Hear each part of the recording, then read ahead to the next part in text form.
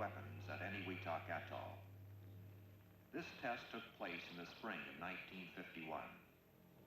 It was carried out by the 8,500 members of Joint Task Force 3, men drawn from the Atomic Energy Commission, its contractors, military, industrial, and educational laboratories, and from the Army, Navy, and Air Force. Wood Quesada, United States Air Force. Dr. Alvin C. Graves, Los Alamos Scientific Laboratory, Deputy Commander, Joint Task Force 3, and Scientific Director of the program.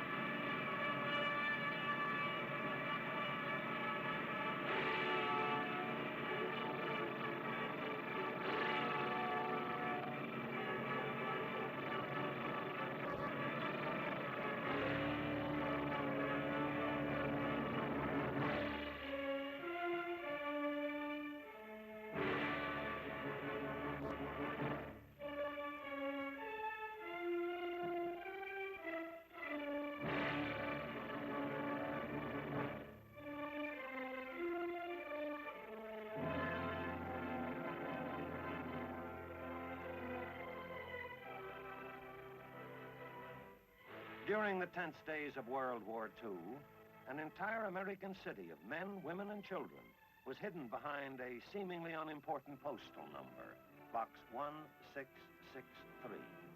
Today, such secrecy is no longer possible. Today, the city boldly and proudly parades the normal pattern of American living. This now appears to be an average city of schools and playgrounds, of houses and apartments, a place to live where men and women can feel at home. But for all of these things, the city is not an ordinary city.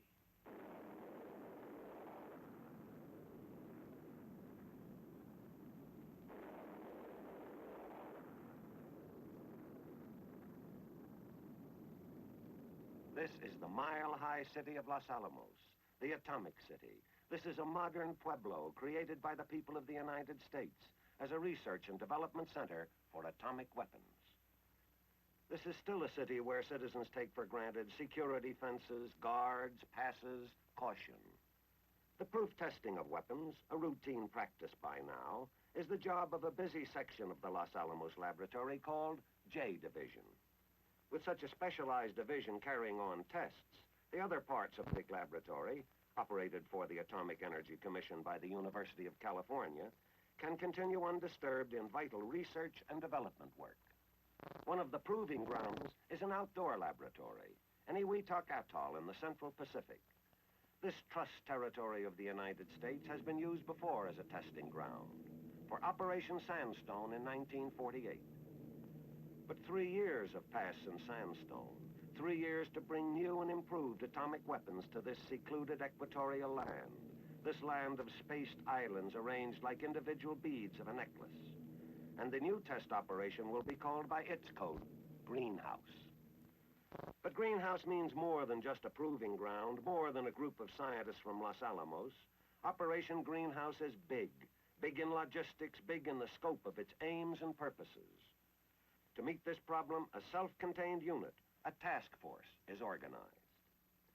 This is a 4-part organization: Atomic Energy Commission, Army, Navy, and Air Force, working together under a unified command. As for the larger scope of Greenhouse, it is a real challenge to include in a test all of the valuable experimentation that can come out of the detonation of atomic weapons. The armed services, for instance, have a continuing need for information on the offensive and defensive effects of atomic blasts. In these days of international tension, they need to know the physical results of atomic warfare. Even though Los Alamos is the parent laboratory, so to speak, scientists and technicians from other government agencies, from American industry, colleges, universities, and other organizations throughout the country, men working in related fields, are asked to participate to help in instrumenting the operation. Since Enewetak is a distant and primitive area, men have to leave their stateside laboratories and homes for a period running into months. Since 1943, when Los Alamos was established, men from this mesa have left the continental limits of the United States twice before to test the weapons they have created. Now the proving ground comes alive, like a university campus when students return from the summer holidays. Parry Island is home for Task Force headquarters and for the scientific group. Enewetak Island is home base for the Army and Air Force. The Navy stays aboard its ships anchored in the lagoon. These are the dormitories of Enewetak University. Spread out and separated from the dorms by a safe distance are the laboratories, the individual test islands, seemingly like so many science buildings on college grounds. The long-awaited forward area work begins. Even in a world of tension, atomic energy is more than thunderous test detonations and calculated planned devastation. We still have much to learn of our nuclear fuels, uranium and plutonium. This is the precious stuff so valuable, it makes sought-after gold seem like common scouring powder. Whatever can be done to conserve it is to our national advantage. To proof test weapons scientifically and accurately, it is necessary to know the behavior inside the weapon, and also to know the outside behavior of the forces let loose, the effects of the weapon, the facts and figures on blast, heat, light, radiation. Weapon designers go to great lengths to get this kind of information. For example, to measure blast, instruments are suspended from these plastic balloons. This gives a pressure reading in free air. High-speed cameras capable of taking several million separate pictures per second are placed close to zero point.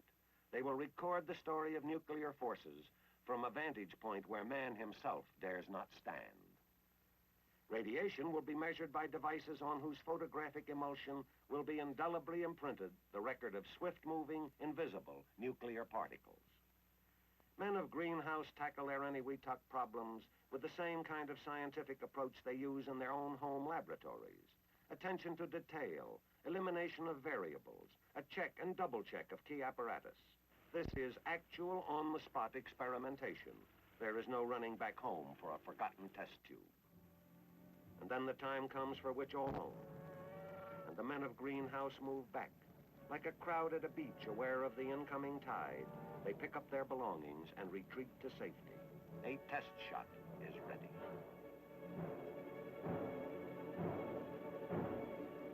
Watch an atomic test. Watch.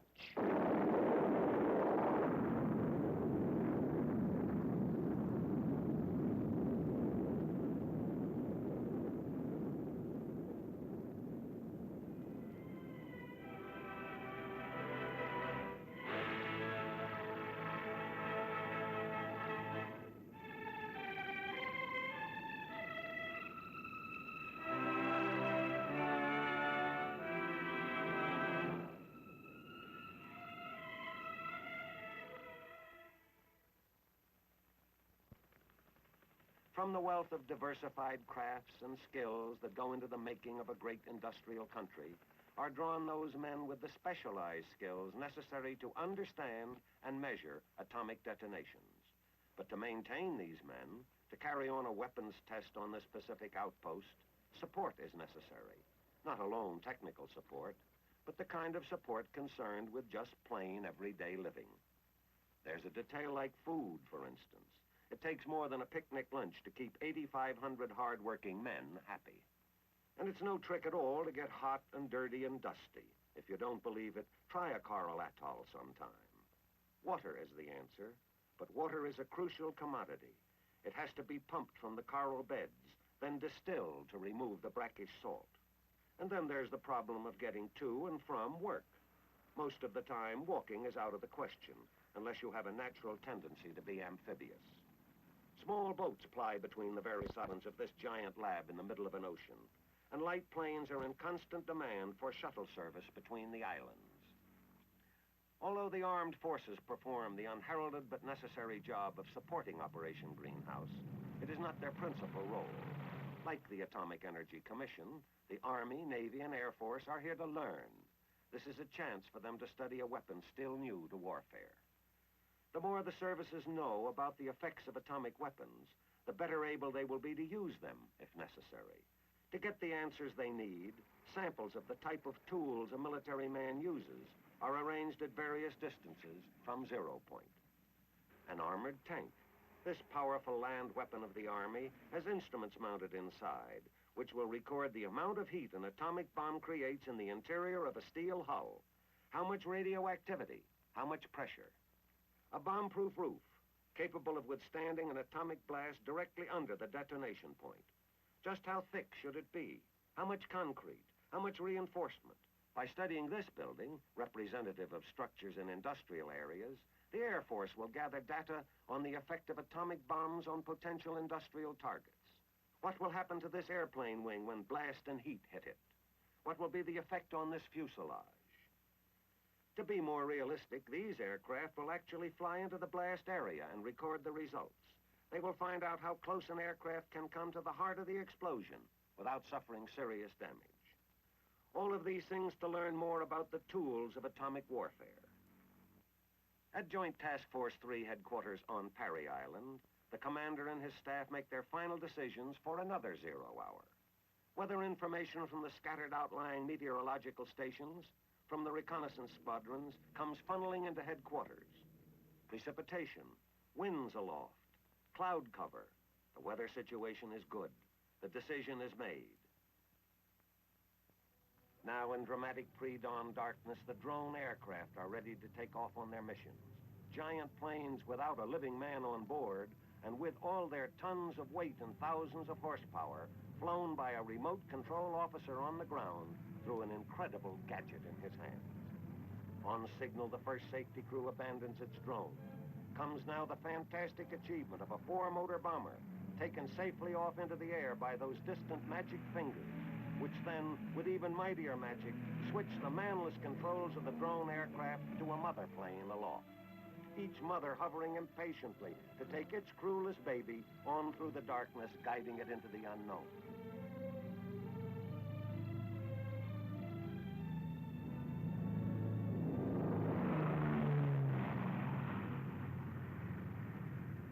To top the fantasy of the crewless bombers come the fighters. For the first time in airplane history, drone jets, pilotless, crewless, at super speed flown up into the night sky, controlled only by a driver and overdriver in other jet aircraft who electronically guide the destinies of their jet drones.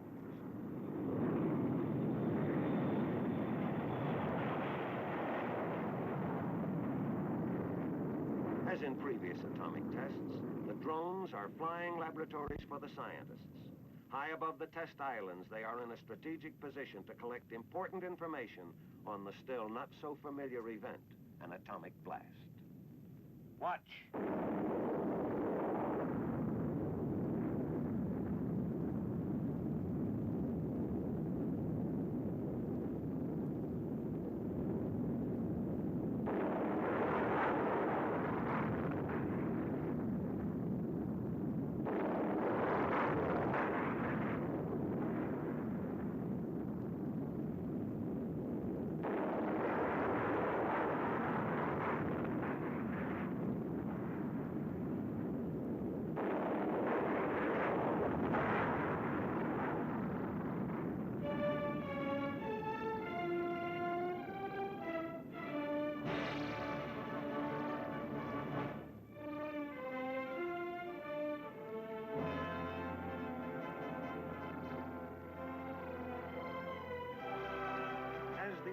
Services bring themselves up to date with the results of the latest atomic weapons, the men of science are thinking beyond current weapons.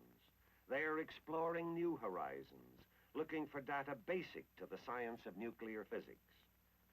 Atomic investigators cannot tell whether their calculations were right or wrong merely by watching a weapon go off. They must find out what goes on inside. They must attempt to look into, to understand further the invisible world of the atom. It is difficult work, complex, thought-provoking, calling for mental courage and physical stamina. Without delicate instruments, they would be lost. For what they're searching for is in a world so small that the average human mind balks at trying to conceive of it. We speak so glibly of time, yet do we have any idea of a millionth of a second? Instruments such as these oscilloscopes have the ability to measure events that occur during the sub-fractional span of a heartbeat, of the 1/1,000,000th part of a second. But atomic energy is not being channelized to weaponeering alone. To learn more about the effects on human life, medical experiments are being run. Test animals will be used to enable men of medicine to learn what pressure, heat, and radiation does to living tissue. A nation gearing up to an effective civilian defense program must have all the answers. Facts about radiological medicine, detection devices, protective materials. As an illustration, these mice will be exposed to varying doses of atomic radiation, and medical men will study the results. Information gained from buildings will help determine the vulnerability of United States buildings to atomic attack, so that adequate civil defense planning may be carried on. Materials are to be exposed which are considered as potential fire hazards in atomic warfare. Such information will influence defensive thinking. It will aid in the selection of materials, design of equipment and structures, disaster planning. And so, while tests which can affect the security of a nation wait, while naval vessels make their ceaseless security patrols, while radar scans the skies, while military police guard the beaches, in the master control station, a door is closed, padlocked, the single key put in the pocket of one man, head of the firing party.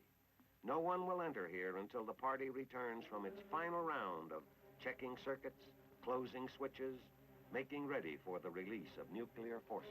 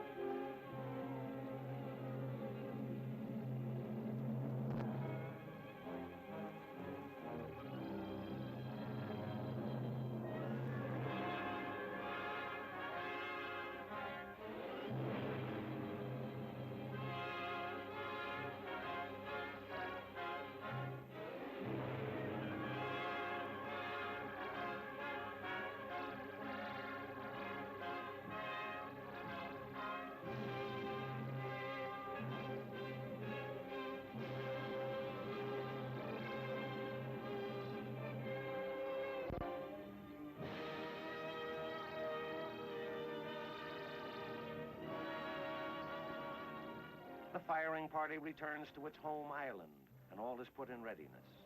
Before the break of day, another momentous blast will light the pre-dawn sky over Enewetak, set into being by a mechanical gadget called a sequence timer. 8 minus 1 minute.